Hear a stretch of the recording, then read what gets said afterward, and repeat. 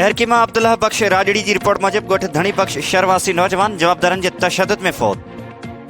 गोठ धणी बख्श शर लगू वेश्याणे तशद्दुद बाद नौजवान लाडो पुट हक नवाज शर मुबैना कतल। नौजवान के वारसन नौजवान जो लाश कौमी शराह ते रखी टायरन के बायूं ॾेई धरणो हणी रोड ब्लॉक करे छॾियो।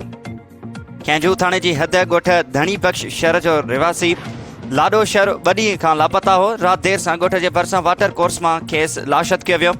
वारसन नौजवान जो लाश नेशनल हाईवे ते रखी धरणो हणी रोड ब्लॉक किया है, नारेबाजी कई है। रोड ब्लॉक होने सबब कौमी शराह ते बिन्हीं पासन का ट्रैफिक मुअतल थी वही। वारसन जो चवण है तो 2 ॾींहनि खां वठी असो नौजवान गुम हो। रात देर से नौजवान जो तशद्दुद थियल लाश गोठ वेझो वाटर कोर्स में मिलो है। पंहिंजी शर बिरादरी के माण्हुनि ज़हूर ऐं शहजादो कतल किया है। वालिद हक नवाज जो चवण हो तो असांजे नौजवान के अगवा करण बाद तशद्दुद करे कतल किया वियो है। मामले जो नोटिस वठी इंसाफ किया वने। बे पासे 2 कारकुनन का कलाकन का वठी रोड न खुली सकियो है, धरणो जारी है।